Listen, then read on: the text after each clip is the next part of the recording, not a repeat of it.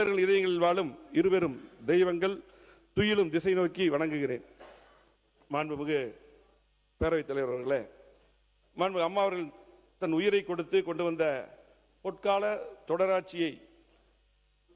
குடிமராமத்து திட்டம், அம்மா மினி கிளினிக், அம்மா இருசக்கர வாகனம், ஒரே ஆண்டில் 11 மருத்துவக் கல்லூரிகள், மருத்துவம் பயில மாணாக்கர்களுக்கு 7.5% இடஒதுக்கீடு, 2 முறை வேளாண் கடன் தள்ளுபடி என வரலாற்று சாதனைகள் திட்டங்கள் வழங்கியது